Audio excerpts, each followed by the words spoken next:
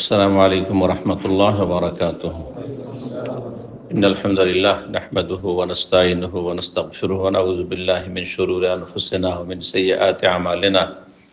من يهده الله فلا مضل له ومن يضلل فلا هادي له. وأشهد أن لا إله إلا الله وحده لا شريك له وأشهد أن محمدا عبده ورسوله صلى الله تعالى عليه وعلى آله وصحبه وسلم تسليما كثيرا. أما بعد، فقد قال الإمام البخاري رحمه الله تعالى: باب ما يكره من ضرب النساء وقول الله تعالى: واضربوهن، أي ضربا غير مبرح. قال حدثنا محمد بن يوسف قال حدثنا سفيان عن هشام عن أبيه عن عبد الله بن زمعة عن النبي صلى الله عليه وسلم قال: لا يجلد أحدكم امرأته جلد العبد ثم يجامعها في آخر اليوم। সম্মানিত ভাতৃমণ্ডলী, আল্লাহ রাব্বুল আলামিনের প্রশংসা এবং প্রিয় নবী সাল্লাল্লাহু আলাইহি সাল্লামের উপর সালাত ও সালামের উপর আজ সোমবার 28শে জিলকাদা 1446 হিজরি মোতাবেক 26শে মে 2025 আমাদের ধারাবাহিক আলোচনা সহিহুল বুখারীর বিবাহ পর্ব নম্বর 21। ইমাম বুখারীর এই বিবাহ পর্বের অধ্যায় নম্বর 94। হাদিস নাম্বার শুরু হবে আজকে 5204। এই অধ্যায়ে ইমাম বুখারী রাহিমাহুল্লাহ উল্লেখ করেছেন স্ত্রীকে মারধর করা হুকুম সম্পর্কে।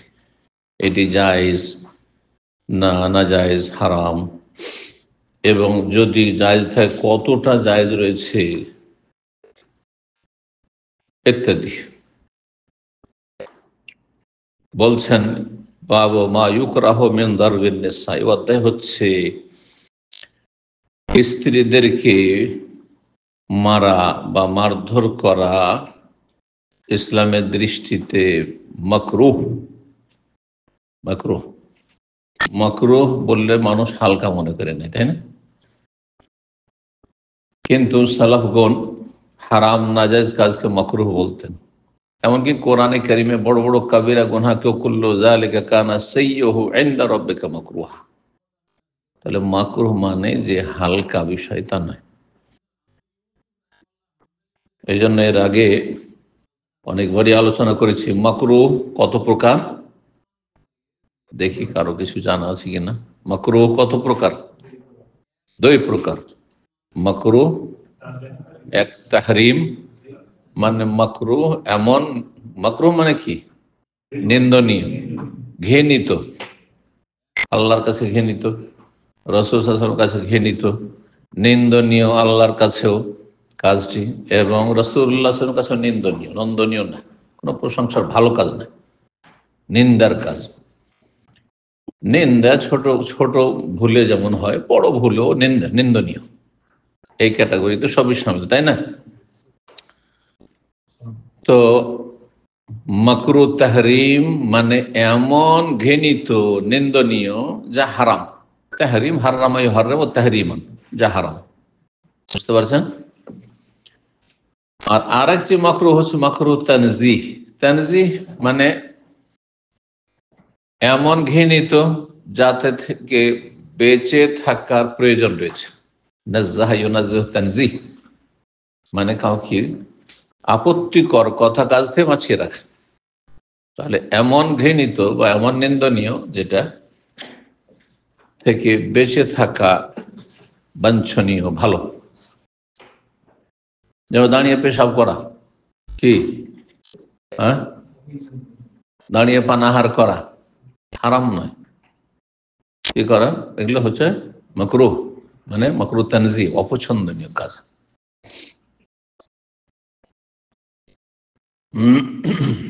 তো কোরআন এবং হাদিসে যদি শুধু মাকরুহ বলা হয়েছে যেগুলোতে, আর সেখানে সে বিষয়টি এমনি হালকা বিষয় নয়, বরং সেটি নাজায়েজ বিষয়, তাহলে সেটা মাকরুহ তাহরিম মানে হারাম।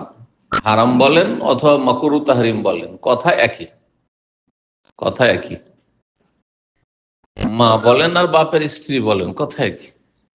একটিতে বেয়াদবি আছে, একটিতে আদব আছে, এই তো পার্থক্য না। মিথ্যা কথা তো নয়। মা যে বাবার স্ত্রী, এতে কোনো মিথ্যা কথা আছে? কিন্তু কথা বেয়াদবি, তাই না? এই জন্য কথা বলতে হয় আদবের কথা। আপনার কথা বললেই হয় না, আমি হক কথা বলেছি, আরে হক কথা বলার মতো বলতে হবে। আমি ন্যায্য কথা বলেছি, ন্যায্য কথা সব জায়গায় বলা যায় না, সব ভাষায় বলা যায় না, সব সময় বলা যায় না। সময়, স্থান, কাল, পরিস্থিতি বিবেচনা করে বলতে হয়। সব কাজ সবসময় করা যায় না, জায়েজ কাজ তারপরে সব জায়গায় করা যায় না। হ্যাঁ, সব সময় করা যায় না, সব সমাজে করা যায় না, ঠিক কিনা? তো কথা না বাড়িয়ে, মাকরুহ, মাকরুহ দুই প্রকার। এক হচ্ছে মাকরুহ তাহরিম, মানে হারাম না জায়েজ, সেটা বড় কাবিরা হইতে পারে। আল্লাহর শিরিককে, খুন করাকে, জেনা করাকে, এরকম কাবিরা গুনাহ 18টি কাবিরা গুনার কথা সূরায়ে বনী ইসরাইলে রয়েছে।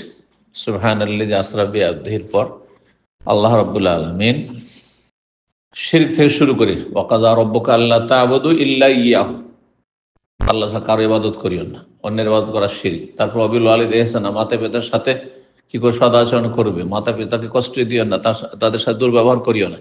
তাদের সাথে দুর্ব্যবহার করা কি মাকরুহ নাকি হারাম? সাগীরা গুনাহ নাকি কাবীরা গুনাহ, তাই না?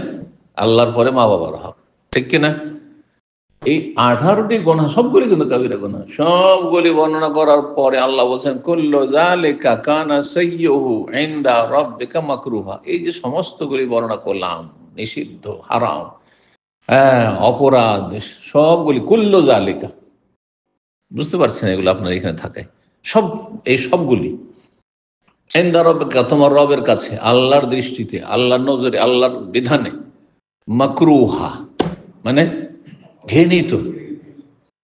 ঘৃণিত মানে মাকরুহ তানজিহ না, হারাম, কাবিরা গুনহা, চরম অপরাধ। হ্যাঁ, ওর মধ্যে খুন করা আছে, এমনকি ছেলে মেয়েকে খুন করা আছে, নিজের ছেলে মেয়েকে খুন করা, দারিদ্রের ভয়, সবগুলি আছে। তো মা ইউকরাহু মিন দারবিন নিসা, ওলামারা বলেছেন, ভাষ্যকাররা এই অধ্যায়ের ব্যাখ্যায়, যে এটি হচ্ছে কারাহাত তাহরিম, মানে হারাম। স্ত্রীকে মারধর করা হচ্ছে মাকরুহ তাহরিমি, হারাম। জি, মারা অভ্যাস করে নেওয়া, যে সমাধান হচ্ছে মার, যখন তখন মারে, এটা হারাম। কিন্তু খুব সীমিত আকারে, হালকা পরিসরে, একেবারে আদব দেওয়ার জন্য, শাস্তি দেওয়ার জন্য নয়। আরবিতে তাদিব আর তাজিব, তাদিব মানে আদব দেওয়া, আর তাজিব মানে আজাব দেওয়া। ছেলে মেয়েকে মারবেন বা স্ত্রীকে মারবেন, অথবা চাকর নকরকে মারবেন, হ্যাঁ, ছোট ভাই বোনকে শাসন করার জন্য মারবেন, হ্যাঁ, কিসের জন্য?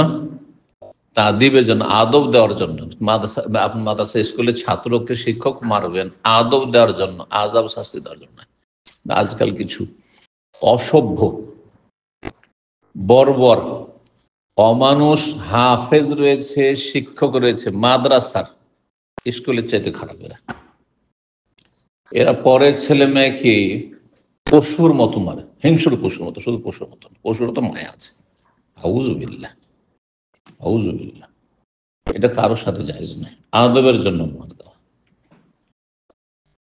যদি বৈধতা থাকে, শুধু আদবের জন্য। এমনকি সাহাবাই কেরাম থেকে এই বর্ণনা আছে যে স্ত্রীকে মারার যে অনুমতির কথা কোরআনে রয়েছে, হাদিসে নিষেধ আছে, কোরআনে অনুমতি আছে, দুটো সমান নেই। যে আয়াতে অনুমতি আছে আল্লাহ বলেছেন, সেটা উল্লেখ করি, ওয়াল্লাতি তাখাফুনা নুশুজাহুন্না, যেসব নারীদের পক্ষ থেকে তোমরা অবাধ্যতার আশঙ্কা করো, যে অবাধ্য, ঠিক করে নামাজ পড়ছে না, বড় অন্যায় কাজ করছে, অপরাধ করছে, হ্যাঁ, ছোটখাটো বিষয় নয়, বরং অবাধ্য, কথা শোনে না আপনার, আপনি বলছেন ডান দিকে বাম দিকে, মানি না তোমাকে, শোনবো না, যাবো না, করবো না, নুশুজাহুন্না, ফাইজুহুন্না, 1 নম্বর পদক্ষেপ কি? ওয়াজ করো, মানে বুঝাও, উপদেশ দাও, নসিহত করো। আর তারপরে বলছে ওতেও যদি না হয় তাহলে কি করো?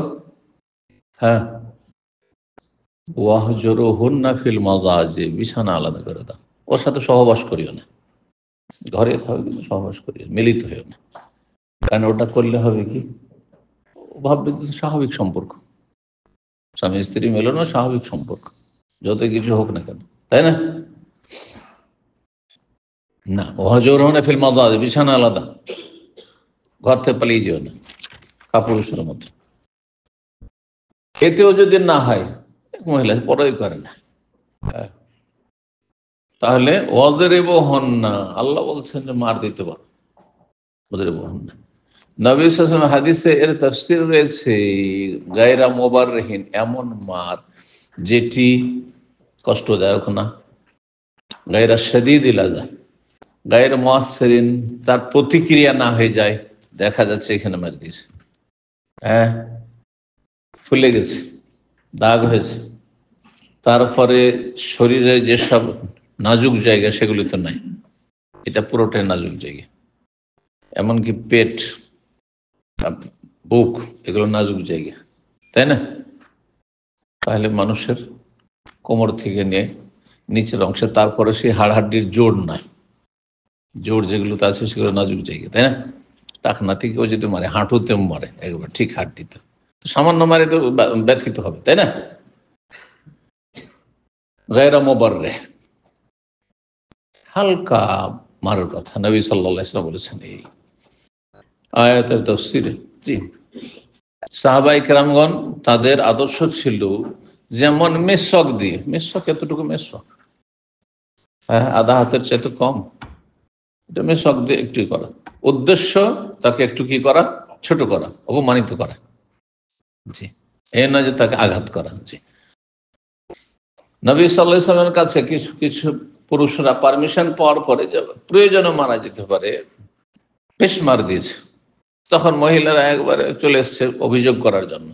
নবী সাল্লাল্লাহু আলাইহি ওয়াসাল্লাম বলেছেন যে যারা স্ত্রীকে মারে, উলাইকা লাইসু বিখিয়ারিহিম, তারা সমাজের ভালো মানুষ নয়, অথচ সাহাবী তারা, তাদেরকে ভালো মানুষ বলেন নবী সাল্লাল্লাহু আলাইহি ওয়াসাল্লাম। তাহলে স্ত্রীকে মারার বদচরিত্র যাদের আছে তারা ভালো মানুষ নয়। জি, নবী সাল্লাল্লাহু আলাইহি ওয়াসাল্লাম আবু জাহমের সাথে বিয়ে বসতে নিষেধ করেছেন, ফাতেমা বিনতে কাইসকে, তাকে বিয়ে করিও না। দোষ কি? দিনদারিতে দোষ ছিল না, হ্যাঁ, সহি আকীদা ছিল, সব ছিল, কোনো বিদাত ছিল না, কোনো পাপ ছিল না। ফালা ইয়াযা ওয়াসাফা নাতিকিহি, কাঁধ থেকে লাঠি নামায় না, সবসময় লাঠি নিয়ে রেডি থাকে মারার জন্য। বিয়ে করিও না, তাহলে কেমন দোষ যে বিয়ে রেজেক্ট করেন? কেমন করে বুঝবেন? এর আগে বিয়ে হয়েছিল, তার স্ত্রীকে মারতো, অথবা তার বাপ মারে, তার, হ্যাঁ, ভাই মারে, হ্যাঁ, তাদের বাড়ি, তাদের বংশে দোষ আছে, দেন না বিয়ে। জি, এটাই ইসলাম। তো মারের কথা বলছিলাম যে মারের ক্ষেত্রে অনুমতি রয়েছে হালকা। এখন নিষেধের বেশ কিছু হাদিস রয়েছে, তার মধ্যে একটি হাদিস এখানে দেখেন, কোরআন আয়াতের সেই অংশটুকু, এখানে শুধু মারের অংশটুকু আল্লাহ নিয়ে এসছেন। ওয়াকাউলিল্লাহি তাআলা, মহান আল্লাহর বাণী তাফসীর, ওয়াদরিবুহুন্না, তাদেরকে মারতে পারো। এটা কোন কয় নম্বর পদক্ষেপ? 3 নম্বর। এতেও যদি হয়ে যায় যে একটু ধমক চমকে সোজা হয়ে গেছে, তাহলে ফালা তাবু আলাইহিন্না সাবিলা, তালাকের রাস্তা খুঁজিও না। তাহলে তালাক কয় নম্বর? 4 নম্বর পদক্ষেপ। কিন্তু আমাদের বাঙালি সমাজের মূর্খ সমাজ, রাগারি হইলে প্রথম কদম হচ্ছে তালাক। কত মূর্খ এই সমাজ, আল্লাহ হেদায়েত করুক সেই নিয়ে সমাজের লোকদের। এদের জন্য ইসলাম মুসলিমরা বদনাম হয়ে যাচ্ছে। মহান আল্লাহ বলছে ওয়াদরিবুহুন, আই যারবান, এই যে বলছেন যারবান গায়রা মুবাররিহ, এমন মার যেটা প্রকাশ পায় না, কষ্টদায়ক না, গায়রা শাদীদিল আযা, এর তাফসীর করা হয়েছে গায়রা মুআসসির, তার প্রতিক্রিয়া হয়ে যায় না। 5204 নম্বর হাদিস আব্দুল্লাহ বিন জামা বর্ণনা করেছেন রাদিয়াল্লাহু তাআলা, নবী সাল্লাল্লাহু আলাইহি ওয়াসাল্লাম বলেন, লা ইয়াজলিদ আহাদুকুম ইমরাআতাহু, তোমাদের কোন ব্যক্তি যেন নিজ স্ত্রীকে না মারে জালদাল আবদে, দাস দাসীকে মারার মতো। তাহলে আরবরা দাস, যে কিন্তু দাস, দুষ্টামি যদি করতো, কাজ করতো না ঠিকভাবে, হ্যাঁ, দায়িত্ববান করতো না, তাহলে মারতো তারা। ওইরকম করে মারিও না, তো দাসের মতো মারিও না, মানে তাহলে সীমিত আকারে, হালকা আকারে মারা যাবে। বোঝা যায় না কথা? একেবারে মারা নিষেধ কথা বলেননি। কার মতো মারিও না? দাস দাসীর মতো করে মারিও না। আজকালকার বাড়ির চাকর নকররা কিন্তু দাস দাসী নয়, এদেরকে মারতে পারেনি, এরা আপনারা চাকরি করে, এটা যদি অনুমতি আপনি এই হাদিসের আলোকে বের করেন, তাহলে আপনারা কোম্পানির কর্মচারী, আপনাদেরকে মালিক মারতে পারে, বস মারতে পারে নাকি? মেনে নেবেন না? মোটেই না, হারাম হবে। হ্যাঁ, যদি দেখে যে ডিউটি করছেন ঠিকভাবে, বেতন কাটুক। যতটা পরিমাণ ঘাটতি করেছে ডিউটি, ততটা বেতন কাটুক, তার বেশি নয়। একদিন 1 ঘন্টা লেট করেছে, 5 দিন কেটে নিল, জালেমেরা। একদিন আসেনি, 5 দিন আছে, কিছু জালেম এরকম। আল্লাহ তাদের অনিষ্ট থেকে রক্ষা করুন। তো দাসের মতো করে যেন স্ত্রীকে না মারে। সুম্মা ইউজামিউহা, স্ত্রী কি চরিত্র নিয়ে মারছো তুমি? অতঃপর সেই স্বামী তার সাথে সহবাস করে ফি আখির ইয়াম, দিন শেষে। দিনের বেলা মারলে আর রাতের বেলা গিয়ে আবার একই বিছানায় ঘুমাচ্ছে, আবার সহবাস করছে। কত নিকৃষ্ট মানুষ! যে স্ত্রীকে এত সম্ভব করছো, কি তৃপ্তি লাভ করছো, আর তুমি তাকে মারধর করছো। এই কথা বলে উদ্দেশ্য নবী সাল্লাল্লাহু আলাইহি ওয়াসাল্লামের। তাহলে মাসালা বুঝে নিন, তাই না? 95 নম্বর অধ্যায় বলছে, বাবুনি অধ্যায় হচ্ছে লা তুতিউল মারআতু যাওজাহা ফি মাসিয়াতিন, কোন নারী স্বামীর আনুগত্য করবে না গুনহার কাজে। যে কোনো গুনহার কথা বললে স্বামীর কথা শুনবে না। মাসিক অবস্থায় সহবাস শুনবে, তালাক হয়ে গেলে শুনবে না। রমজানের রোজার দিনে সহবাস শুনবে না? শুনবে না। হ্যাঁ, অন্য কোনো হারাম কাজ, নাজায়েজ কাজের জন্য, হ্যাঁ, শুনবে না? শুনবে না। 5205 নম্বর, যদি স্ত্রীকে বলে কোনো হারাম কিছু নিয়ে এসছে, বলছে এটা পাকিয়ে দে, পাকশাক করে দে, করে দেবে নাকি? শুকর গোস্ত, যারা পশ্চিমা দেশে থাকে, মানে নিকৃষ্ট মুসলিম আছে, কথিত নামে মুসলিম, যে শুকর গোস্ত খায়, হয়েছে মদ খায়, স্ত্রীকে বলছে মদটা নিয়ে এসে দেবে। এমন কি আমাদের দেশের প্রেক্ষাপটে অধিকাংশ জর্দাখোর, স্ত্রীকে বলছে জর্দাটা নিয়ে এসে দাও, দেবে না? দেবে না। তুমি নিয়ে খাও, ওটার ভালো বলো, তুমি নিয়ে খাও। হ্যাঁ, বিড়ি সিগারেট, আচ্ছা সিগারেট প্যাকেটটা এনে দাও, দেবে না? দেবে না। গোনার কাজে সহযোগিতা করবে না, কথা শুনবে না। 5205 নম্বর হাদিস, বর্ণনা করেছেন মা আয়েশা রাদিয়াল্লাহু তাআলা আনহা, ইমরাতান মিনাল আনসারি যাওয়াজাত ইবনাতাহা, জনৈক আনসারী মহিলা, সে তার মেয়ের বিয়ে দিয়েছিল। আর মেয়ের কি করেছিল? বিয়ে দিয়েছিল। বোঝা যাচ্ছে তার হয়তো স্বামী ছিল না, না হ্যাঁ, ওই মহিলার। সুতরাং মেয়ের মা বিয়ে দিয়েছে, কিন্তু মেয়ের মা ওলি না, এর মানে এরা যে ওলি, কিন্তু দেখাশোনা করে বিয়ে তাকে দিতে হয় যদি স্বামী না থাকে। ফাতামা আতা শারু রাসিহা, তারপরে কি হয়, রোগের কারণে তার মাথার চুলগুলি সবগুলি পড়ে যায়। ফামা আতা মানে তা সাকাতা, ঝরে পড়ে যায়, সব চুল উঠে যায়। ফাজাআত ইলা নবী সাল্লাল্লাহু আলাইহি ওয়াসাল্লাম, তখন নবী সাল্লাল্লাহু আলাইহি ওয়াসাল্লামের কাছে সে মহিলা আসলো। ফাযাকারা যালিক, ঘটনাটি বর্ণনা করলো, আর বলল, ইন্না যাওজাহা আমারানি, এই আমার মেয়ের স্বামী, মেয়ের জামাই, হ্যাঁ, মেয়ের স্বামী, তার জামাই কি বলছে? আমাকে নির্দেশ দিচ্ছে যে আন আসেলা ফি শারিহা, তার চুলে কৃত্রিম চুল যেন জড়িয়ে দিয়ে, লাগিয়ে দিই, চুলের সাথে পরচুলা, পরচুলা লাগিয়ে দিই। কৃত্রিম চুল মানে পরচুলা, দেখাবে যে অনেক চুল, কিন্তু আসলে চুল নেই। হ্যাঁ, সেটা চুল, হ্যাঁ, আপনার মাথা থেকে চুল ঝরে পড়ে গেছে, পাতলা হয়েছে, চুল লাগিয়ে দিক, অথবা চুলের মতো কিছু নিয়ে খোপা বড় করে দেখাক, জি, লম্বা করে দেখাক, ঝুলিয়ে, যেভাবে দেখা কেন, কৃত্রিম চুল, এক কথায় পরচুলা লাগানো হারাম, মহিলা পুরুষ সবারই। ফাকালা, বললেন নবী সাল্লাল্লাহু আলাইহি ওয়াসাল্লাম, চলবে না, জায়েজ নয়। ইন্নাহু কাদ লাইনাল মুসিলাত, যারা পরচুলা লাগায় সেসব মহিলাদের ওপর লানত করা হয়েছে। এই স্বভাবটি, এই পাপটি মহিলা সমাজে আছে, সুতরাং মহিলার কথা উল্লেখ করা হয়। যদি পুরুষও করে তবু হারাম সেটি, কাবিরা গুনাহ এটি, কিন্তু আল্লাহ এবং রাসূলের লানতের কাজ। সাল্লাল্লাহু আলাইহি ওয়াসাল্লাম। 96 নম্বর অধ্যায়, বাবুনি অধ্যায় হচ্ছে ওয়াইন ইমরাতুন খাফাত মিন বালিহা নুশুজান আও ইরাজান। মহান আল্লাহ বলছেন সূরা নিসার আয়াত নম্বর 128, যদি কোনো মহিলা তার স্বামীর পক্ষ থেকে অসন্তুষ্টির আশঙ্কা করে, যে আমার স্বামী খুব অসন্তুষ্ট, মনে হয় তালাক দিয়ে দিবে, আমাকে রাখতে চাই না, দেখতে পারে না, আও এরাদান, অথবা দেখে যে আমাকে এড়িয়ে চলছে, উপেক্ষার আশঙ্কা করে, উপেক্ষা করছে, অসন্তুষ্ট অথবা উপেক্ষা করছে। উপেক্ষা করছে কারণ মন থেকে ভক্তি নেই, সেজন্য উপেক্ষা করছে। কোনো কথা বললে ভালো করে জবাব দেয় না, জবাব দিল হাসি মুখে জবাব দেয় না, জবাব দিয়ে চলে গেল। বোঝা যায়, চাল চলনে বোঝা যায় যে এই লোক আমাকে এড়িয়ে চলছে। স্বামী সন্তুষ্ট আছে কিনা, স্ত্রী সন্তুষ্ট আছে কিনা বোঝা যায়, যে কোনো মানুষের সাথে কথা বলে বোঝা যায়।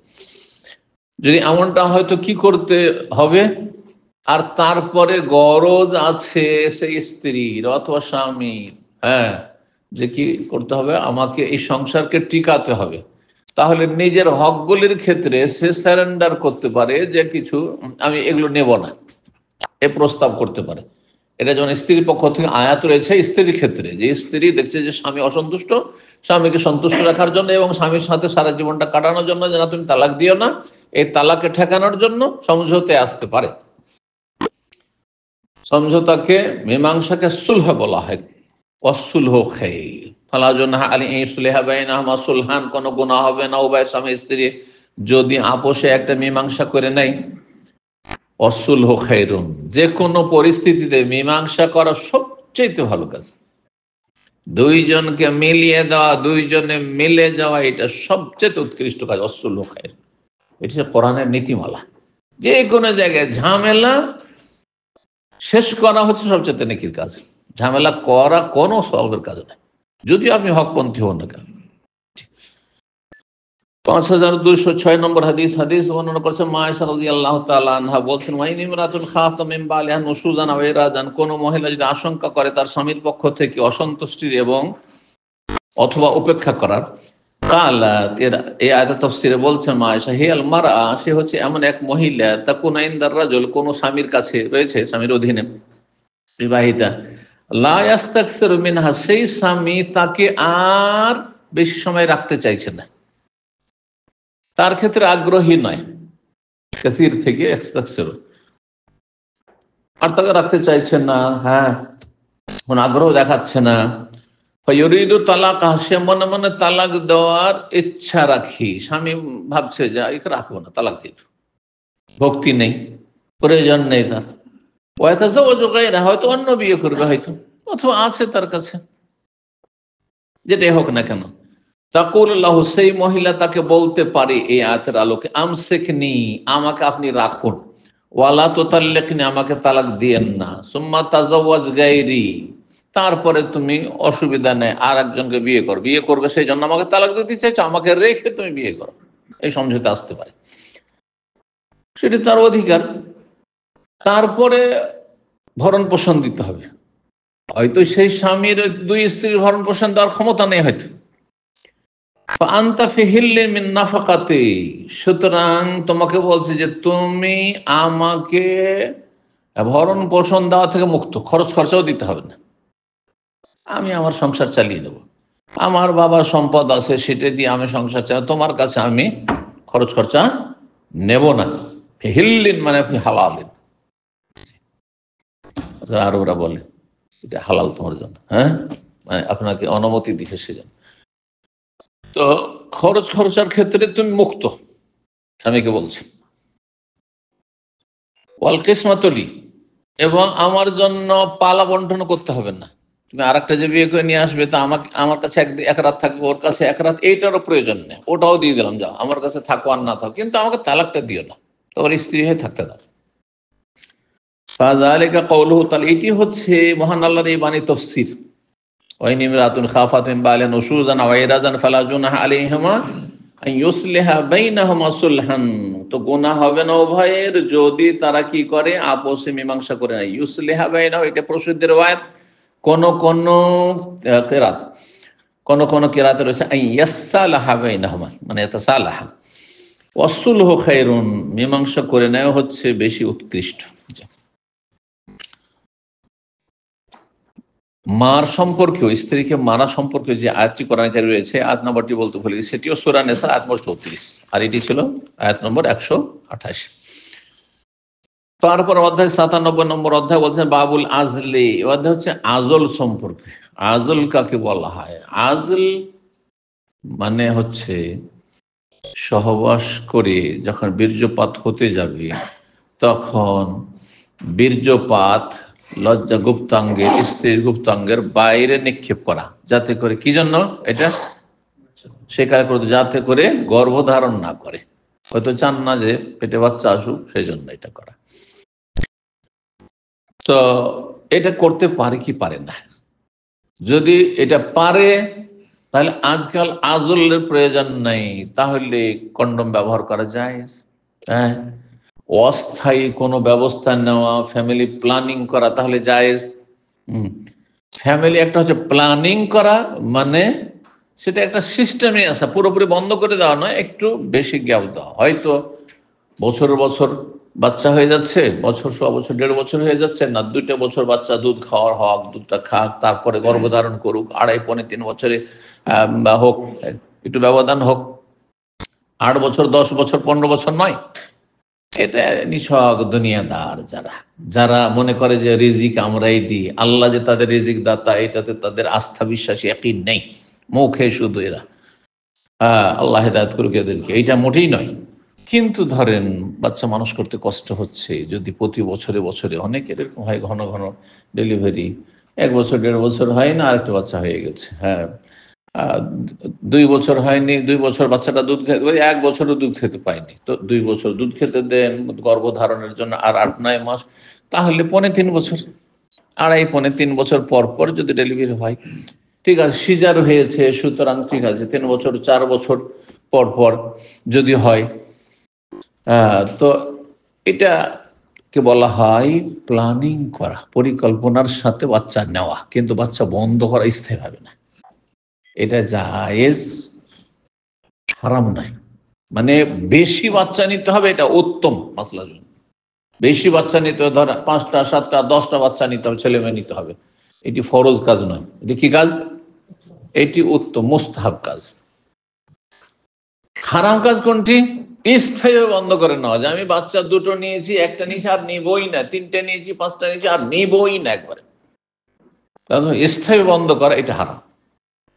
আমি এরকম বেশ কিছু মানুষকে চিনি যারা স্থায়ী বন্ধ করেছিল 2টো বাচ্চার পরে, তারপরে আল্লাহর কি আযাব তাদের ওপর, যে তাদের ছেলে মেয়েগুলো মারা গেছে। এক লোক জানতাম, কোটিপতি, বড় পয়সাওয়ালা, জমি জায়গা আম বাগানওয়ালা।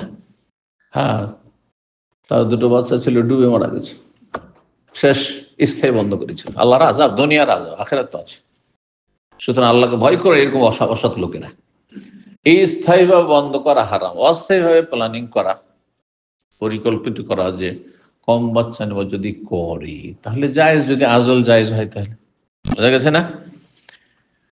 কিন্তু যাতে তকদিরের প্রতি ইয়াকিন থাকে এবং আল্লাহর রুবুবিয়তে ইয়াকিন থাকে, যে রিজিক দাতা আল্লাহ। স্ত্রীর বেশি কষ্ট হয়ে যাচ্ছে, অথবা 4-5টা বাচ্চা নিয়ে ফেলেছে, আর্থিক অভাবও আছে, সুতরাং আর নেব না, সুতরাং সতর্ক থাকছি এখন। হ্যাঁ, স্থায়ী বন্ধ করে নাকি, কারণ হঠাৎ যেগুলো মরে যায়, কি করবেন আপনি? স্থায়ী বন্ধ করা তারপরও নয়। এখন আমরা চেষ্টা করছি যে যাতে আর বাচ্চা না, 5টা 7টা হয়েছে, না হয়। জায়েজ আছে, আজল জায়েজ কি না? অল্প কিছু আলেমা বলেছেন যে আজল জায়েজ নাই, বুঝছেন না? অধিকাংশ ওরা বলছেন যে আজল জায়েজ রয়েছে, কিন্তু স্ত্রীর অনুমতি ছাড়া। স্ত্রী যদি অনুমতি না দেয় তো জায়েজ নয়। কেন স্ত্রীর অনুমতি ছাড়া জায়েজ নয়?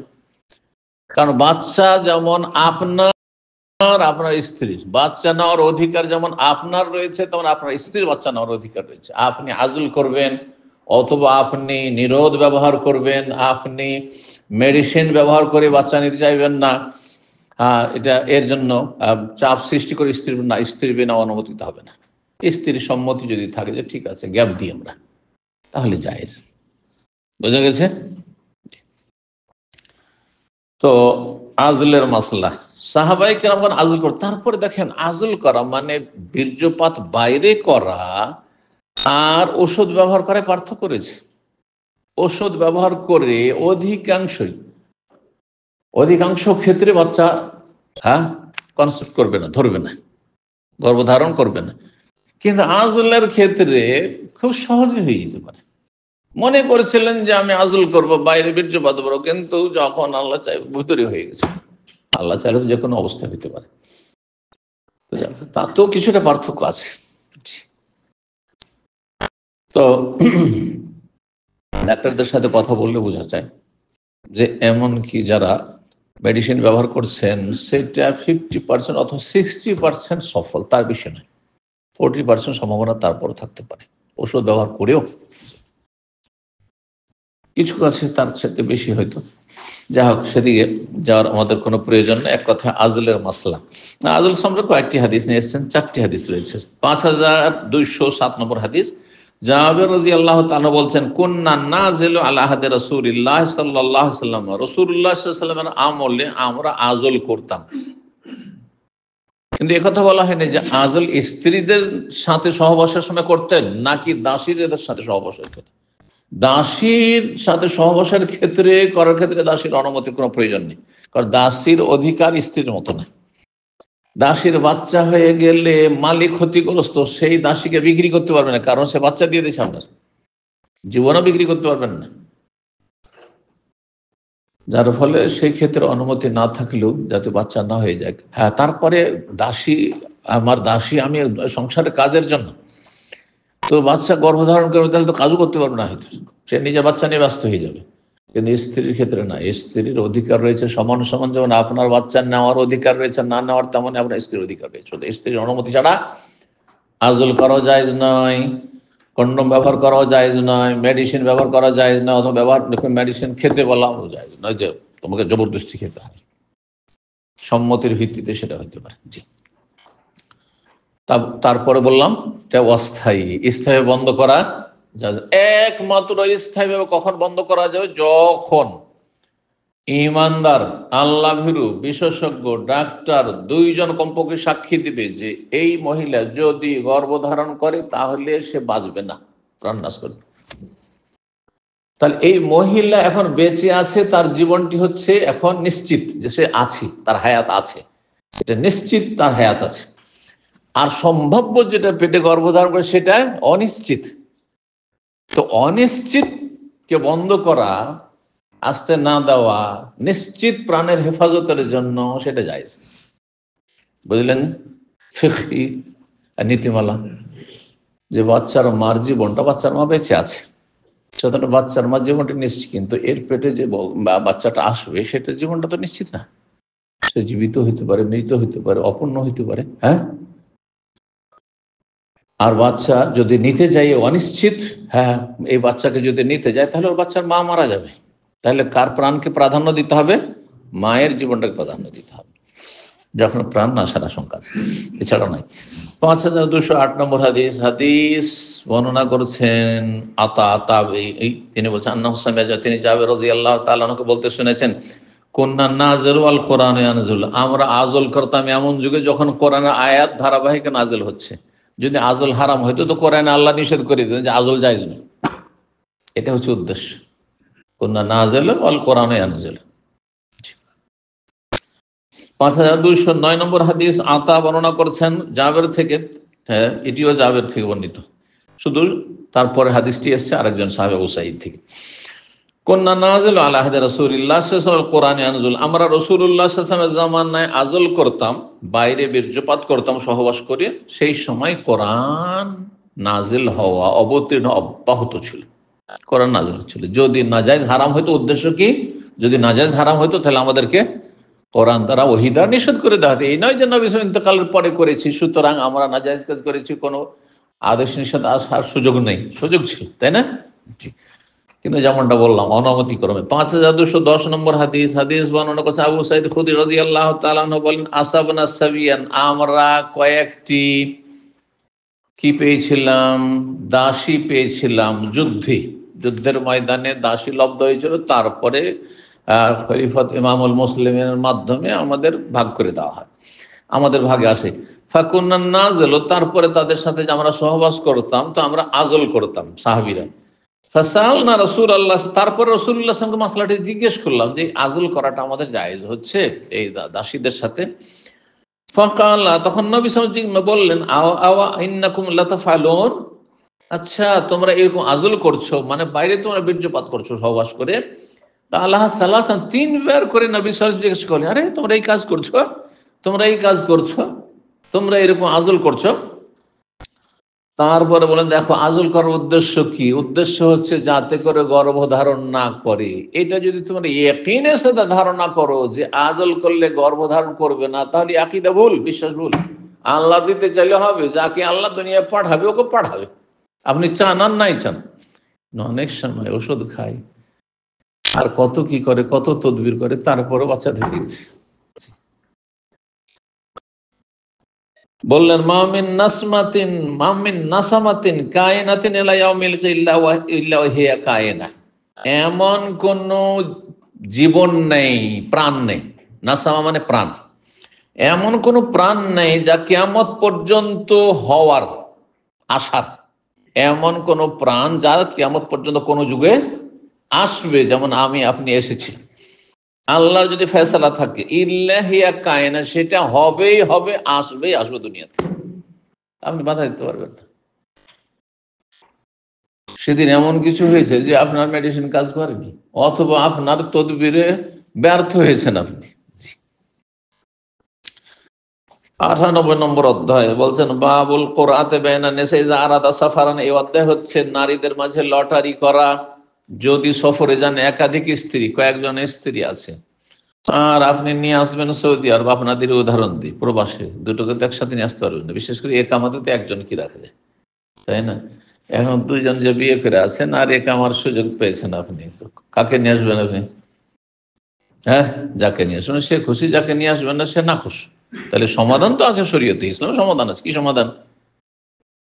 আমি যাকে ভালোবাসি তাকে নিয়ে আসবো, চলবে না? এটা চলবে? ছোটটাকে নিয়ে আসি চলবে?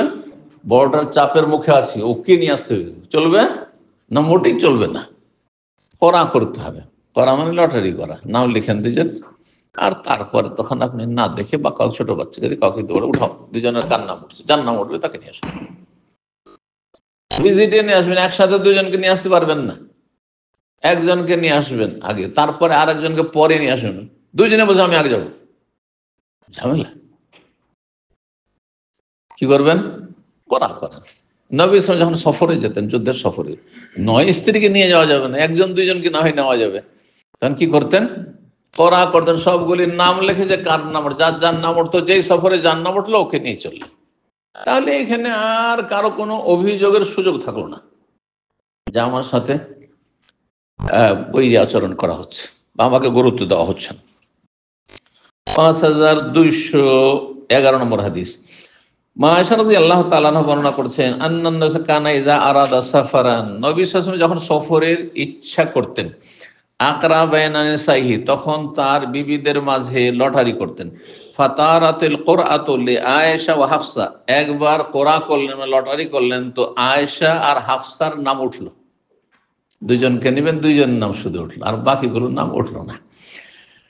ওয়াকানান নবী ইযা কানা বিল লাইল, যখন রাত হতো, দিনে যাচ্ছেন স্বাভাবিক, কিন্তু রাতের বেলা কি করতেন? সারামা আয়েশা, আয়েশা রাদিয়াল্লাহু তাআলা আনহার উটের পিঠে, একটা হাওদা, এক উটের পিঠে একাধিক লোক বসা যায়, দুজন দুজন বসা যেতে পারে, সেই হাওদাতে চলে আসতেন।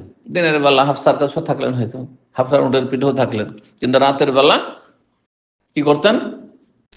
উটের পিঠে চলে আসতেন, মা আয়েশা রাদিয়াল্লাহু তাআলা আনহার উটের পিঠে, ইয়াতাহাদ্দাস, এবং তার সাথে গল্প করে রাত পার করতেন। ফাকালাত হাফসা, হাফসা একদিন একটু চালাকি করলেন, কৌশল করলেন, তিনি বললেন আলা তারকিবিনা লাইলা বাইরি, আয়েশাকে বললেন যে আচ্ছা তুমি কি এক কাজ করবে না, আজকে রাতে তুমি আমার উটের পিঠে চাপো, ও আর কাউ বাইরাকে, আর তোমার উটের পিঠে আমি চাপি আজ। আয়েশা রাদিয়াল্লাহু, অল্প বয়সী, এই কৌশল বুঝতে পারেনি যে ব্যাপার স্যাপারটা কি। তো বলছে ঠিক আছে, একটু উটটা বদল করি, যদি হ্যাঁ দুই বন্ধুর গাড়ি থাকে, তো ভাই তোমার গাড়িটা একটু চালিয়ে দেখি, শখ করে চেয়ে নেবে না, নাও তুমি নাও তোমার গাড়িটা, আমিও চালিয়ে দেখি, ঠিক না? তো ভাবছে যে ঠিকই আছে, তাহলে প্রতিদিন একই উটের পিঠে সেও চাপছে আর আমিও চাপছি, ঠিক আছে তুমি আমার উটের পিঠে আজকে রাতে চাপো, আর তোমার উটের পিঠে আমি চাপবো। রাজি হয়ে গেছেন কে? আয়েশা রাদিয়াল্লাহু তাআলা আনহা, হাফসার কথাই। ও আনজরু, এবং আমি তোমার উটের পিঠে চেপে ডানে বামে বিভিন্ন দৃশ্যগুলি দেখবো, একটা আমার আলাদা নতুন একটা অভিজ্ঞতা হবে, আর তুমি আমার ওটার পিঠে চাপে, তুমি আপনার ইচ্ছা মতো, হ্যাঁ দেখবে ডান বাম এদিক সেদিক। ফারাকেবাত, বা দেখবে যে আমার উট কেমন আর তোমার উট কেমন, কারটা ভালো চলে। উটও তো সবগুলি একই ক্যাটাগরি হয় না, কোনটা দ্রুত বেগে চলে আর কোনটা আমরা কেটে বলি যে অলসটাকে, হ্যাঁ ও মানে অলস চলতে, লেজি। ফারাকেবাত, তারপরে চাপলেন কে? হাফসা রাদিয়াল্লাহু তাআলা আনহা। কার উটের পিঠে? আয়েশা রাদিয়াল্লাহু উটের পিঠে। ফাজান, নবী সাল্লাল্লাহু আলাইহি ওয়াসাল্লাম যখন রাত হয়েছে, রাতের অন্ধকার হয়েছে, তখন এসেছেন এলা জামালে আয়েশা, আয়েশা রাদিয়াল্লাহু তাআলা আনহার উটের কাছে, যে তার উটের পিঠে চেপে যায়। তো হাওদার ভিতরে আছেন, বুঝতে পারেনি কি আছে না আছে, বলছে এটা উট হচ্ছে যেহেতু আয়েশার, সুতরাং এতে আয়েশাই হতে আছেন।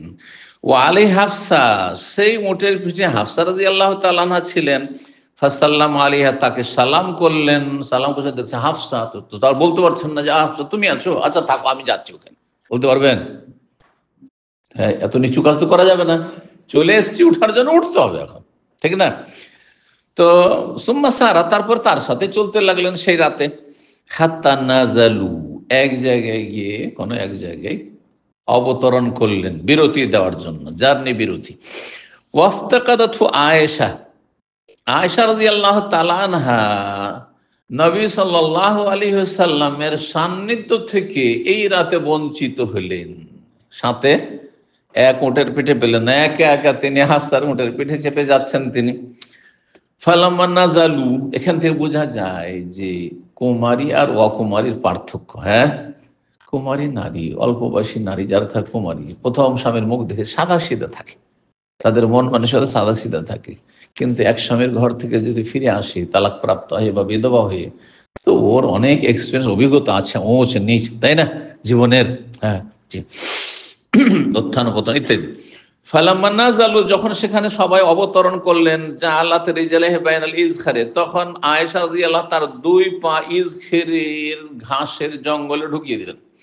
ইজখির ঘন ঘাস, আর সেই গাছ দিয়ে সেই যুগের ছাউনি হতো, চালের ছাউনি হতো, ঘরে ছাউনি হতো।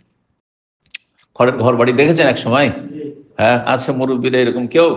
না সব টিনের যুগে আর টালির যুগে পেয়েছেন? টালির যুগের টিনের যুগের আগে টালি ছিল, টামাটি। টালির যুগের আগে কি ছিল? হ্যাঁ, খড়ের ঘর হইতো। জি। তো ইজখের ঘাস দিয়ে মক্কা মদিনাতে ছাউনি করা হয়তো, খেজুরের ডাল, খেজুরের পাতা দিয়ে হয়তো, আর ইজখের পাতা দিয়ে হতো। তো ইজখের গাছ খুব ঘন গাছ হয়, তো তার ভিতরে দুই পা ঢুকিয়ে দিলেন আর বলতে লাগলেন, রব্বে, হে রব, হে আল্লাহ, সাল্লেত আলাই আকরাবান আও হাইয়াতান, আমার জন্য তুমি বিচ্ছু বা সাপ পাঠিয়ে দাও। আল্লাহু আকবার। সাল্লেত মানে আমার উপর নিযুক্ত করে দাও, পাঠিয়ে দাও। তালতাগনি, যাতে করে আমাকে দংশন করে ফেলে, সাপে বা বিচ্ছুতে দংশন করে ফেলে, আরে মরে যায়, বাঁচবো না। কত মন খারাপ হয়েছে তাহলে, তাই না? আবেগ, নারীরা বেশি আবেগী হয়, পুরুষদেরও অনেক সময় আবেগ ধরে রাখতে পারে না। আজকাল ফেসবুকে আবেগীদের ছড়াছড়ি বেশি, জঙ্গি আবেগী সব। হ্যাঁ, একটু কিছু ভালো পরিবর্তন দেখলে মনে হচ্ছে যে ইসলাম কায়েম করেই ফেলেছে রাষ্ট্রীয় পর্যায়ে, অথচ পায়খানার এপিট আর উপিট হয়তো কোনো বেশি কিছু করতে পারেনি। এখনো যে সামনে কত কি আছে, আল্লাহ হেফাজত করুন, আল্লাহ ভালো করুন। সেই জন্য এত আনন্দিত হওয়ার কিছু নেই, ঘুরে ওই লোকগুলোই সমাজে আছে। কিছু অসৎ লোক গিয়েছে, তো কিছু অসৎ লোক ওদের মতোই সমাজে আছে, যারা অত পেতে ছিল। কথা বুঝতে পারছেন না? সুতরাং কখনো এত আনন্দিত হওয়ার কিছু নেই, এগুলো আবেগীদের কাজ, বিবেকীদের কাজ নয়। খুব ঠান্ডা মাথায়, ঠান্ডা মেজাজি দেখতে হবে যে জাতির অধিকাংশই অসৎ, অধিকাংশ বেনামাজি, অধিকাংশ শিরক কুফরিতে লিপ্ত, অধিকাংশ হচ্ছে সেকুলার নাস্তিক, অধিকাংশ ইসলামের দুশ্মন। আর এদেরকে দিয়ে ইসলামের কোন ভালো কাজ হবে?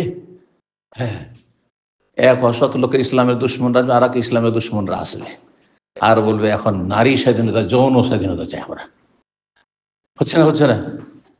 কিসের ভালো? তারপরে মাঝখানে তো মোনাফিক আছে, ষড়যন্ত্র করার জন্য লেগে আছে, দেশের শত্রু, ঘরের শত্রু, বাইরের শত্রুদের লেগে আছে। সুতরাং আবেগী হবেন না, সবসময় বিবেক দিয়ে কাজ নেবেন। আর আমি রাসূলুল্লাহ সাল্লাল্লাহু আলাইহি ওয়াসাল্লামকে কোনো কিছু বলতেও পারছি না যে আপনি এরকম করলেন কেন, আজকে রাত্রে কেন গেলেন, হাফসার হাফসার কাছে। হাফসা আমার ওটের পিঠে ছিল, ওখানে কেন গেলেন? কারণ আমাকে হাফসা বলেছে তোমার ওটে আমাকে উঠতে দাও, আর আমার ওটে তুমি উঠো। তো আমি তো দিয়েছি, তো দোষ তো আমার, তো নবী সাল্লাল্লাহু আলাইহি ওয়াসাল্লামের কোনো দোষারোপও করতে পারছি না। সুতরাং আল্লাহ তুমি আমাকে কি করো, নিয়ে নাও। তো এরকম দোয়া করা কি জায়েজ? জি, একেবারে নাজায়েজ বলা যাবে না। যদি কেউ মনে করে আবেগে যে আর আমি এই অশান্তিতে ভালো লাগছে না, তাহলে বললে বলা যেতে পারে। কিন্তু এর চাইতে উত্তম হচ্ছে, নবী সাল্লাল্লাহু আলাইহি ওয়াসাল্লাম নিষেধ করেছেন, সেটা হারাম নয়, মত চাওয়া। যন্ত্রণা বরদাস্ত করতে পারছে না, সেটা মানসিক যন্ত্রণা হোক আর শারীরিক যন্ত্রণা হোক, অথবা যে কোনো যন্ত্রণা হোক না, কষ্ট হোক, বরদাস্ত আর করতে পারছে না। সুতরাং আল্লাহ দুনিয়া আমাকে না রেখে উঠিয়ে, যদি এটা হারাম হতো, ইমাম বুখারী রাহিমাহুল্লাহ তো এই দোয়া করেছেন, আল্লাহুম্মা দাকাত আলাইয়াল আরদু বিমা রাহাবাত, যে বুখারী পড়াচ্ছি, ইমাম বুখারী রাহিমাহুল্লাহ যখন একের পর এক জালেম শাসকরা দেশ থেকে বের করে দিয়ে, দেশ থেকে বের করে দিচ্ছে, রাতে বেরিয়ে যাও, ঈদের দিনে বেরিয়ে যাও, নাউজুবিল্লাহ। কত জালেম তাহলে ছিল, সেই যে চিন্তা করুন তো, একজন এত বড় ইমাম কি, যে শহর থেকে বের করে দিচ্ছে একের পরে এক, জুলম অত্যাচারের শেষ নেই।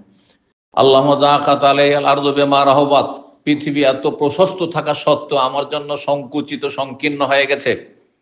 ফাকবেজনি ইলাইক, আল্লাহ তুমি আমাকে তোমার কাছে ডেকে নাও। আল্লাহ তুমি আমাকে গ্রহণ করো, নিয়ে নাও। মত দো না।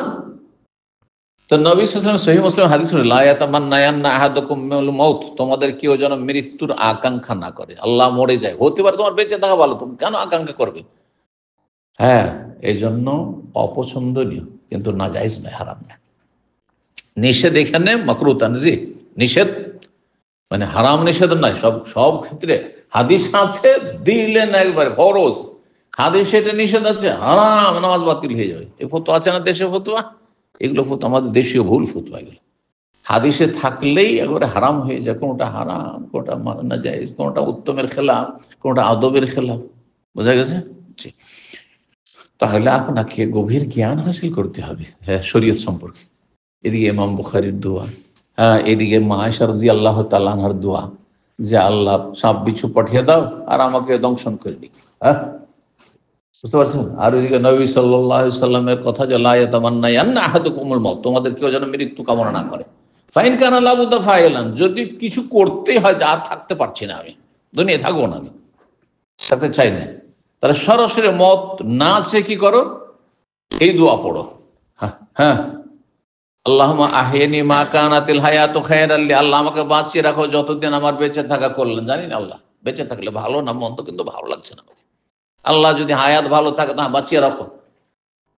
ওয়াতাওয়াফানি, এবং আমার আত্মাকে গ্রহণ করো, আমাকে মরণ দাও। ইযা কানাতিল ওয়াফাতু খায়রাল লি, যখন আমার জন্য মরে যাওয়াটাই কল্যাণকর হবে। এই দোয়া করাটা বেশি উত্তম।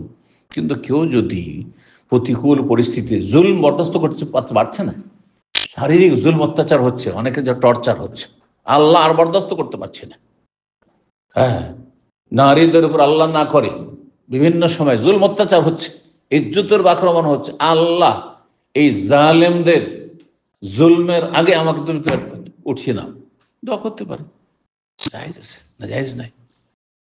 ধর্ষণ হওয়ার চাইতে তার আল্লাহর কাছে চলে যাওয়া অনেক ভালো। বুঝতে পারছেন না? জি। আল্লাহ হেফাজত করুন মুসলিম মা বোনদের, মুসলিম ভাইদের আল্লাহ হেফাজত করুন, ভালো মানুষদের আল্লাহ হেফাজত করুন, অসৎ লোকদের অনিষ্ট থেকে আল্লাহ রক্ষা করুন। তাহলে মাসলা কিন্তু ভালো করে এখন জানলে, হ্যাঁ, আমাদের দেশ ওই একটা হাদিস দিয়ে দিলেন ঢালাভাবে, কিন্তু দেখেন আসল মাসলা কি।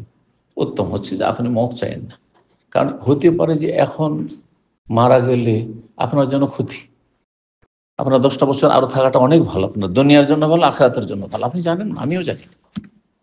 আবার হতে পারে আমি মন চাইছে বেঁচে থাকি, কিন্তু আমার এখনই মারা যাওয়াটা ভালো, ওটা আল্লাহ বেশি জানছেন।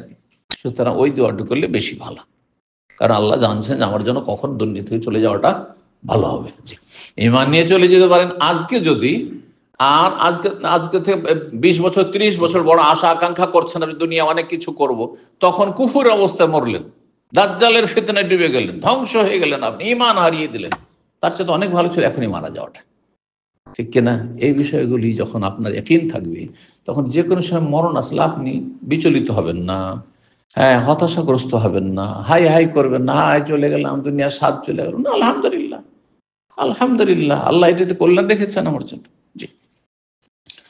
৯৯ নম্বর অধ্যায় বলছেন বাবুল মারআতে তাহাওয়া মিন যাওজিহা। এই অধ্যায় হচ্ছে কোন মহিলা যদি তার পালার দিনটা স্বামীকে দান করে দেয়, দিয়ে দেয়, যে আমার দিনটা তোমাকে দিয়ে দিলাম, তুমি অন্য স্ত্রী যার কাছে ইচ্ছা এই দিনটা তুমি থাকো, যাপন করো। লেদাররাতিহা, সেটা তার সতীন ফাবুল মারাতে। এই অধ্যায় হচ্ছে মহিলা যদি তার দিনটা দিয়ে দেয় তার স্বামীর পক্ষ থেকে, যে তার পালার দিনটা ছিল সেটা লেদাররাতিহা তার সতীনকে। ওয়াকাইফা ইয়াকসিমু যালিকা, এটার পালা নির্ধারণ কিভাবে করবে? পালা নির্ধারণ এভাবে করবে, জরুরি নয় যে যেই স্ত্রীকে, আমি অমুক, আপনার অমুক স্ত্রীকে আপনি খুব ভালোবাসেন, ধরেন ৩ জন ৪ জন স্ত্রী আছে, একজনকে দেবেন, একজন মহিলা, অমুককে দেবো আমি। যেমন সাউদা রাদিয়াল্লাহু তাআলা আনহা আয়েশাকে দিয়েছিলেন, অন্য কাউকে দেননি, আয়েশাকে দিয়ে দিচ্ছি নবী সাল্লাল্লাহু আলাইহি ওয়াসাল্লাম সন্তুষ্টি হাসিলের জন্য এবং নবী সাল্লাল্লাহু আলাইহি ওয়াসাল্লাম থাকার জন্য। আমি বয়সও হয়ে গেছে আর আমার প্রয়োজন না, আপনি আমার কাছে, আপনি রাত কাটায়েন না, ওখানে থাকেন আমার দিনটি। আয়েশা রাদিয়াল্লাহু তাআলা আনহার যেই দিনে পাল্লা তার পাশাপাশি করতে পারবে নিজে থেকে, না পারবে না। যেই দিনে যিনি দিয়েছেন তার যেই বারে পালা ছিল সেই বারে তার কাছে যেতে, বুঝতে পেরেছেন? তাহলে হতে পারে ধরেন যে স্ত্রীকে একটা অতিরিক্ত দিন অন্য সতীন দিয়ে দিয়েছে, সেই দিনটা হয়তো ছিল তার শনিবার, হ্যাঁ, তার নিজের দিনটা ছিল শনিবার, আর এই যে দিয়ে দিচ্ছে তার দিনটা হচ্ছে ধরেন মঙ্গলবার অথবা বুধবার, তাহলে বুধবারেই থাকবে, হ্যাঁ, এই দিনে নিয়ে আসবে না। হ্যাঁ, এই নয় যে পাশাপাশি 2 দিন করে নিয়ে একসাথে, না, এরকমটা করবে না। সেই জন্য বলছেন ও কাইফা ইয়াকসিমু যালিকা, এটার পালা নির্ধারণ কিভাবে করবে। 5212 নম্বর হাদিস বর্ণনা করছে মা আয়েশা রাদিয়াল্লাহু তাআলা, তিনি বলেন আন্না সাউদাতা বিনত জামআ, জামার কন্যা সাউদা রাদিয়াল্লাহু তাআলা আনহা দ্বিতীয় স্ত্রী নবী সাল্লাল্লাহু আলাইহি ওয়াসাল্লামের। প্রথম স্ত্রী কে ছিলেন? খাদিজা রাদিয়াল্লাহু, তার ইন্তেকাল পর্যন্ত কাউকে বিয়ে করেননি, তার ইন্তেকালের পরে সাউদাকে বিয়ে করেছিলেন। আর কোন হাদিস আছে আয়েশাকে। তো আয়েশা রাদিয়াল্লাহু বিয়ে করেছিলেন, কিন্তু তিনি নাবালিকা ছিলেন, সেই জন্য তার সাথে সংসার হয়নি। তারপরেই কাছাকাছি সময়, খুব 1-2 মাসের ভিতরেই সাউদাকে 3 নম্বরে বিয়ে করেছেন, কিন্তু তার সাথে সংসার শুরু হয়েছে যেহেতু তিনি বয়সিকা ছিলেন আর এই নাবালিকা ছিল। মদিনা আসার পরে তখন বাসর হয় নবী সাল্লাল্লাহু আলাইহি ওয়াসাল্লামের আয়েশা রাদিয়াল্লাহু তাআলা, মক্কায় বিয়ে হয়েছিল আয়েশার সাথে, আর বাসর হয় মদিনা এসে। তো সাউদা রাদিয়াল্লাহু তাআলা আনহা কি করেছিলেন, ওয়াহাবাত ইয়াউমাহা, তার পালাটা তিনি দিয়ে দিয়েছিলেন আয়েশাকে। ওয়া কানা নবী ইয়াকসিমু লি আয়েশা, নবী সাল্লাল্লাহু আলাইহি ওয়াসাল্লাম পালা নির্ধারণ করতে আয়েশার জন্য বিয়াউমিহা, তার দিনে, ওয়া ইয়াউমা সাউদা, আর সাউদার দিনটাও তাকে দিতেন সাউদার দিনে, সাউদার যে দিনে পালা পড়তো, আরো হয়তো 2-3 স্ত্রীর পরে সাউদার পালা পড়তো, সেই দিন আবার এসে তার কাছে থাকতেন, আয়েশা রাদিয়াল্লাহু তাআলার কাছে থাকতেন, কারণ তাকে দেওয়া হয়েছে সেদিনটি। 100 নম্বর অধ্যায় বলছেন বাবুল আদলে বাইনান নিসা, এই অধ্যায় হচ্ছে স্ত্রীদের মাঝে ইনসাফ করা, সুবিচার করা। যদি একাধিক স্ত্রী থাকে তাহলে কি করতে হবে? সুবিচার করতে হবে। সুবিচার কিসে করতে হবে? হ্যাঁ, ভরণ পোষণে, ভরণ পোষণে। যে যদি শুধু স্ত্রী থাকে তো স্ত্রী সমান সমান খরচ দিতে হবে, হ্যাঁ, সমান সমান রাত দিতে হবে, বোঝা গেছে? আর এক স্ত্রী ধরেন 5 ছেলে মেয়ে আছে, আর এক স্ত্রীর 1 ছেলে মেয়ে আছে, সমান সমান টাকা দিবে নাকি? না, মোটেই না। তাহলে ইনসাফ হলো না, বিচার, সুবিচার করতে হবে। এটা সুবিচার, অবিচার হয়ে গেল, যার যেরকম প্রয়োজন। তারপরে ইনসাফ করতে হয় বাহ্যিক কাজগুলিতে, অন্তরের কাজে ভালোবাসা সেটা মানুষের এখতিয়ারে থাকে না। কাউকে কম ভালোবাসবো, কাউকে বেশি ভালোবাসবো, অনেক সময় মানুষ আর সে কন্ট্রোলের বাইরে সেটা থাকে, বিশেষ করে স্বামী স্ত্রীর ভালোবাসার বিষয়। ভালোবাসতে চাইলে অনেক সময় ভালোবাসা হয় না, আবার ভালোবাসতে না চাইলেও তাকে ছাড়া থাকা যায় না, হতে পারে এটা। এই জন্য অন্তরের ভালোবাসায় যদি 2 স্ত্রীর মাঝে, 3 স্ত্রীর মাঝে কম বেশি থাকে, আল্লাহ ধরবেন না। কিন্তু অন্তরের ভালোবাসা কম বেশির ভিত্তিতে টাকা পয়সা কম বেশি করে দিচ্ছেন, হাদিয়া গিফট গয়না অলংকার কম বেশি করছেন, হারাম, জায়েজ নাই। হ্যাঁ, সময় দিচ্ছেন না তাকে, না, হারাম। রাত দিতে হবে। আচ্ছা, সহবাস সমান সমান হইতে হবে নাকি? না, সেটাও জরুরি নয়, কারণ সহবাসের জন্য আগ্রহ, আবার আগ্রহের প্রয়োজন রয়েছে। যার সাথে যত বেশি ভালোবাসা থাকবে তত বেশি তাতে আগ্রহ বাড়বে, তখন তার সাথে সহবাসের পরিমাণ বেশি হইতে পারে। সেই ক্ষেত্রে আল্লাহ ধরবেন না, যেমন ভালোবাসার ক্ষেত্রে কম বেশি আল্লাহ ধরবেন না, সহবাসার কম বেশির ক্ষেত্রে ধরবেন না, কিন্তু রাত্রি চাপানোর ক্ষেত্রে অবশ্যই ধরবেন। এক রাত এর কাছে থাকলে আর এক রাত ওর কাছে থাকতে হবে, কম বেশি করা যাবে না।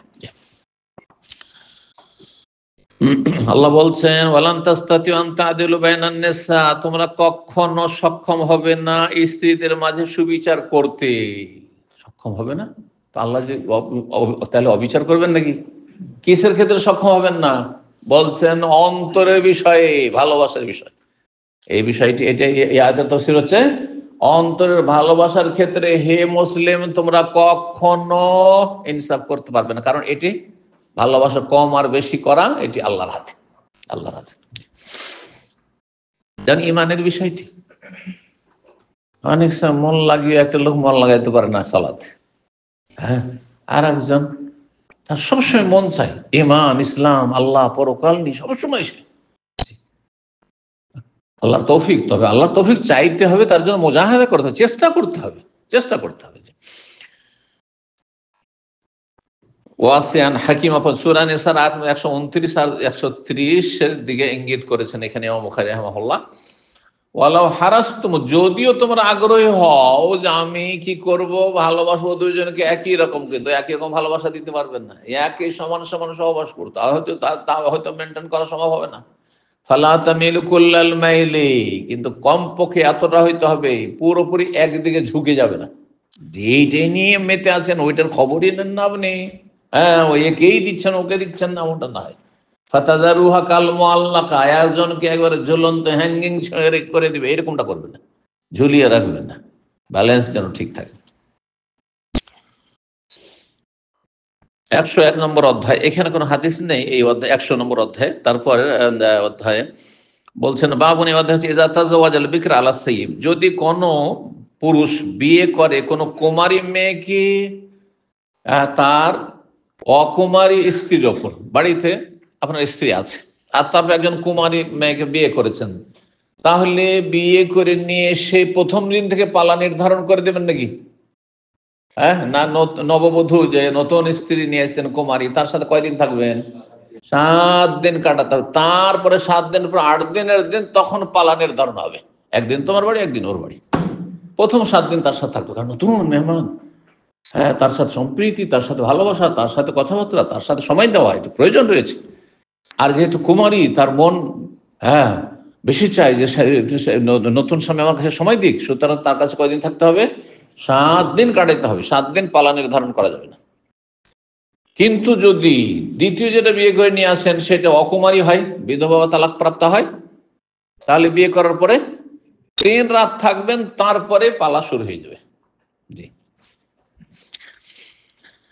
আনাস রাদিয়াল্লাহু তাআলা আনহু থেকে বর্ণিত 5213 নম্বর হাদিস। আনাস বলছেন ওয়ালাউ শাইতু আনাকুল, আমি যদি চাই তো বলতে পারি যে কালান নবী সাল্লাল্লাহু আলাইহি ওয়াসাল্লাম, নবী সাল্লাল্লাহু বলেছেন, কিন্তু আমি ওইভাবে বলছি না। ওয়ালাকিন কাল, তিনি বলেন যে as-সুন্নাত, সুন্নাত হচ্ছে কার সুন্নাত?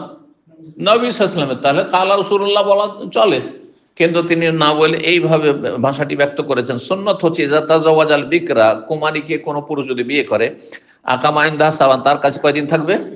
7 দিন থাকবে। ওয়াইজা তাজাওয়াজা সাইয়্যিবা, কোনো অকুমারীকে তালাক প্রাপ্তা বিধবাকে যদি কেউ বিয়ে করে, আকামা ইনদাহা সাবান, তার কাছে 3 দিন অবস্থান করবে, তারপরে তখন পালা নির্ধারণ করবে। 102 নম্বর অধ্যায় বলছে বাবুনি অধ্যায় হচ্ছে ইজা তাজাওয়াজা সাইয়্যিবা আল বিকরি, যদি অকুমারী তালাক প্রাপ্তা বিধবাকে কেউ বিয়ে করে, কুমারী বাড়িতে রেখে, প্রথম স্ত্রী আগে থেকে আছে সে কুমারী ছিলেন, আর তারপরে দ্বিতীয় যেটা বিয়ে করছে সেটা তালাক প্রাপ্তা বা বিধবা, কয়দিন থাকবেন তার কাছে? 3 দিন নতুন স্ত্রীর কাছে, যদিও সে নতুন কিন্তু সে অকুমারী যেহেতু, সুতরাং তার কাছে 3 দিন থাকবেন, তারপরে পালা শুরু করে দিবেন। 5214 নম্বর হাদিস বর্ণনা করেছেন আনাস রাদিয়াল্লাহু তাআলা আনহু বলছেন মিনাস সুন্নাতে, সুন্নতের অন্তর্ভুক্ত হচ্ছে যে তাজাওয়াজা রাজুলুল বিকরা, কোন পুরুষ যদি কোনো কুমারীকে বিয়ে করে, আলা সাইয়্যিব, বাড়িতে সাইয়্যিব আছে মানে অকুমারী আছে, আকামা ইনদাহা সাবান, 7 দিন থাকবে কুমারীর কাছে, ওয়াকাসামা, তারপরে পালা ভাগ বন্টন করবে। ওয়াইদা তাজাওয়াজ সাইয়্যিব, আর যদি কোনো অকুমারীকে বিয়ে করে, আলাল বিকরে, বাড়িতে কুমারী তার ছিল আগের, আকামা ইনদাহা সালাসান, তাহলে সেই অকুমারীর কাছে কয়দিন থাকবে? 3 দিন থাকবে। সুম্মা কাসামা, তারপরে পালা ভাগ বন্টন করবে।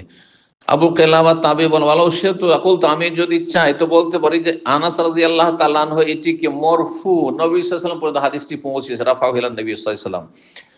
কিন্তু এইভাবে তিনি ব্যক্ত করে আসসুন্নাতু কথাটি এইভাবে তিনি পেশ করেছেন। ওয়ালাউ শিতু আকুলতু রাফাউ ইলা নবী সাল্লাল্লাহু আলাইহি ওয়াসাল্লাম। 103 নম্বর বাবু মান তাফাআলা নিসফি গোসলিন ওয়াহিদ। এই অধ্যায় হচ্ছে কোন পুরুষ যদি তার কয়েক স্ত্রী আছে, সেসব স্ত্রীদের কাছে একই রাতে একই গোসলে যায় আর সহবাস করে। একটা গোসলে যদি কয়েক স্ত্রীর সাথে সহবাস করে, জায়েজ না না জায়েজ? জানা নাই, কারণ দুই স্ত্রীর কথা ভাবতেই পারেন না, তার এসব মশলা জেনে লাভ নেই কি? হ্যাঁ, তাই না? জি, খুব আমরা আসলে দুর্বল না, এমনি ফলেকাল ইনসানও দায়ীফ, আর আমরা সব দিক থেকে দুর্বল। জি, তো যার একাধিক স্ত্রী আছে, একসাথে কয়টি রাখা যায়? 4টি রাখা যায়। যদি 3টি 4টি কারো স্ত্রী থাকে, 2টি থাকি, আর কোন সময় আসল হচ্ছে পালা নির্ধারণ করবে, যার পালা তার সাথে সহবাস করে তার কাছে থাকবে, ঠিক না? ওই রাতে অন্য কারোর সাথে সহবাস করবে না। কিন্তু পাল্লার মাঝখানে যদি দুইজনকে বলে নেয় যে আজকে পালা টালা না, দুইজনের কাছে আসবো, আর দুইজনের কাছে 2বার করে গোসল করতে হবে। হ্যাঁ, এই স্ত্রীর সাথে সহবাস হলো, সুতরাং এটা গোসল করে নিয়ে এর বাড়িতে, তারপরে আবার আরেকজনের বাড়ি থেকে আরেক গোসল। এইরকম যদি আর 4 স্ত্রী থাকে তো তা তো ঠান্ডা লেগে মরেই যাবে না অনেক সময়, দুর্বল লোকেরা, হ্যাঁ, অসুস্থ হয়ে পড়বে না। শরীয়ত দিন খুব সহজ। হ্যাঁ, 4 স্ত্রীর সাথে সহবাস করলেন আপনি একই গোসলে, শেষ খানিকটা গোসল, কিন্তু ফজরের আগে সেটা হইতো, এমন না যে সূর্য ওঠার পরে ফজর কাজা করে, তখন হারাম হয়ে গেল, বুঝছেন? যেমন একাধিক স্ত্রীর সাথে সহবাস করা যায় এক গোসলে, তেমনি এক স্ত্রীর সাথে কয়েকবার সহবাস করে একটি গোসল না প্রত্যেকবার একটি করে গোসল? কিন্তু বেদাতি সমাজে আছে সহবাসের পরে 5 জমিনে ঠেকানো যাবে না। শুনেছেন না শোনেননি? যদি হেঁটেও যেতে হয় বিছান থেকে নেমে, তাহলে কি করতে হবে? বুড়ো আঙুলটা দিয়ে কোন রকম করে খুঁড়িয়ে খুঁড়িয়ে যে তাড়াতাড়ি করে গোসলখানে পৌঁছিতে হবে। সব জাহেল সমাজের ফতোয়া হয়ে গেল। এগুলো দেশীয় কথা ছিল এক সময়, যে জানি না এখনো থাকতে পারে জাহিলদের মধ্যে। তো আচ্ছা, মাঝখানে উজু করে নিলে উত্তম। এমনকি আপনার এক স্ত্রীর সাথে যদি একাধিকবার সহবাস করেন, শেষখানে এক গোসল, মাঝখানে গোসল করলেন না হয়তো প্রত্যেকবারে, কিন্তু কি করবেন? উজু করা ওয়াজিব, এইটাও সুন্নত মুস্তাহাব। উজু করলে ভালো, এটা হবে কি আপনার অ্যাক্টিভিটি বেড়ে যাবে, হ্যাঁ, সক্রিয়তা শরীরের বেড়ে যাবে, হ্যাঁ, মন মানসিকতা ফ্রেশ হয়ে যাবে, হ্যাঁ, নতুন ভাবে যেন আপনি নতুন উদ্যমে এখন আপনি যাচ্ছেন। কিন্তু সহবাস করি আপনি ভালো কুলিটুলিও করলেন না, পরিষ্কার হইলেন না, আর উজুও করলেন না, কয়েকবার করে সহবাস, এতে হবে কি যে ওই অ্যাক্টিভিটিসটা থাকবে না। আনসাতুলিল আউদি, মাঝখানে উজু করে না, এতে হবে কি পুনরায় দ্বিতীয়বার তৃতীয়বার সহবাসের সময় তোমার অ্যাক্টিভিটি বেশি হয়ে যাবে, হ্যাঁ, সক্রিয়তা বেড়ে যাবে, হাদিসে রয়েছে। তাও সেটা উত্তম বললাম, ওয়াজিব নয়, বুঝা গেছে? যখন একই স্ত্রীর সাথে কয়েকবার সহবাসের মাঝখানে উজু করা ওয়াজিব নয়, মুস্তাহাব, ঠিক তেমনি এক স্ত্রীর সাথে সহবাস করে আর এক স্ত্রীর কাছে গেলে উজু করা ওয়াজিব না। শেষখানে গোসল করো, মাঝখানে উজুও করলেন না, তাও জায়েজ, যদিও অনুত্তম। উত্তম কি ছিল? একবার সহবাসের পরে উজু করে নাও, তারপরে সেই স্ত্রীর সাথে অথবা অন্য কোন স্ত্রীর সাথে সহবাসে মিলিত হও। 5215 নম্বর হাদিস, কাতাদা বর্ণনা করেছেন যে আনাস রাদিয়াল্লাহু তাআলা বলেন, তাদের হাদিস বয়ান করেছেন কাতাদা তাবি আনাস বিন মালিক বলছেন, আন্নান নবী সাল্লাল্লাহু আলাইহি ওয়াসাল্লাম নবী আল্লাহ সাল্লাল্লাহু কানা ইয়াতুফু আলা নিসাই ফিল লাইলাতিল ওয়াহিদা। নবী সাল্লাল্লাহু আলাইহি সাল্লাম তার সমস্ত স্ত্রীদের সাথে সহবাস করতেন। ইয়াতুফু তাওয়াফ করতেন মানে প্রতিটি বাড়িতে চক্কর লাগাতেন, যেতেন, রাতে ঘুরতেন, সহবাস করতেন, মিলিত হতেন। ফিল লাইলাতিল ওয়াহিদ, একই রাতে 9 জন স্ত্রীর কাছে যেতেন। ওয়ালাহু ইয়াউমাইযিন 9, সেই সময় নবী সাল্লাল্লাহু আলাইহি ওয়াসাল্লামের একসাথে 9 স্ত্রী ছিল। 9 নিসওয়া, 9 মানে 9, নিসওয়াতুন নিসাউন মানে স্ত্রী, 9 জন স্ত্রী ছিল। তো 9 জনের সাথে একই রাতে সহবাস, এর সাথে ফজরের মধ্যে আপনি সহবাস করেন, 4 স্ত্রী আছে, 4 জনের সাথে সহবাস করেন, অসুবিধা নেই। 104 নম্বর হাদিস, 104 নম্বর অধ্যায় বলছে বাবু তো দুখুলির রাজুলি আলা নিসফিল ইয়াউমি। এই অধ্যায় হচ্ছে কোন পুরুষ যদি তার স্ত্রীদের কাছে দিনের বেলা যায়, পালা একজন স্ত্রী আছে, পালা শুধু রাতের জন্য, দিনের বেলা সব স্ত্রীর কাছে যেতে পারে, দিনের বেলা সকল স্ত্রীর কাছে যেতে পারে, যার পালা আছে তার ঘরেও যাবে, যার পালা নেই তার ঘরেও যাবে। সংসার কাজের জন্য যেতে হবে না, প্রয়োজনে যেতে হবে। নবী সকালবেলা একটা চক্কর লাগাইতেন, নয় স্ত্রীর বাড়ি গিয়ে খোঁজ খবর নিলেন কে কেমন আছে না আছে, কি খবর, হ্যাঁ কি লাগবে না লাগবে, কারো বাড়ি কিছু আছে কিনা। আবার আসর পরে করতেন এরকম। আর মাগরেব পরে কারো বাড়ি যেতেন না। মাগরেব হয়ে গেলে তখন সে রাত্রিকার যার পালা সেই দিনের রয়েছে। 5216 নম্বর হাদিস, মায়েশা রাদিয়াল্লাহু তাআলা আনহা বলেন, কানা রাসূল ইযা আনসারাফা মিনাল আসরি, রাসূলুল্লাহ সাল্লাল্লাহু আলাইহি ওয়াসাল্লাম যখন আসর সালাত পড়ে ফিরে আসতেন, দাখালা আলা নিসাই, তার সমস্ত স্ত্রীদের বাড়িতে প্রবেশ করতেন, সবার বাড়িতে আসর থেকে মাগরিবের মাঝে একটা চক্কর লাগাতেন। ফায়াদুনু মিন ইহদাহুন্না, আর তাদের প্রত্যেকের কাছাকাছি হইতেন, মানে কাছে গিয়ে বসতেন, একটু আদর্শনা করতেন, গল্প করতেন, ফ্রি হয়ে তাদের সাথে বিনোদন করতেন, বসতেন কাছাকাছি। কিন্তু অন্য রওয়ায়াতে রয়েছে মিন গায়রে মাসিসিন, সহবাস করতেন না, কারণ সহবাস জায়েজ নাই, যার পালা তার জন্য সেটি। সহবাস ছাড়া আসর মাগরিবের মাঝে প্রত্যেক স্ত্রীর কাছাকাছি গিয়ে বসতেন। ফাদাখালা আলা হাফসা, একদিন হাফসা রাদিয়াল্লাহু তাআলা আনহার বাড়ি গেলেন আসর পরে। ফাহাতাবাসার শেখ আকসারা মা কানে ইহতাবে, সাধারণত অন্য স্ত্রীর ঘরে যতক্ষণ অবস্থা করে তার চাইতে বেশি সময় অবস্থান করেছিলেন, কারণ তিনি মধু খেতে দিতেন, সেই জন্য মধু খেতে গিয়ে তার সাথে একটু গল্প বেশি হয়েছে, কিন্তু এই নয় যে তার সাথে সহবাস হয়েছে। জি,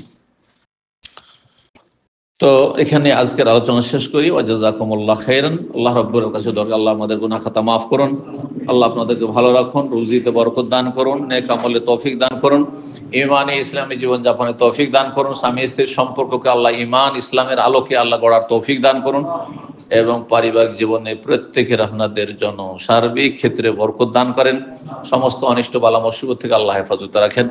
সুবহান রাব্বিকা রাব্বিল ইজ্জাতি আম্মা ইয়াসিফুন ওয়া সালামুল মুরসালিন ওয়াল হামদুলিল্লাহি রাব্বিল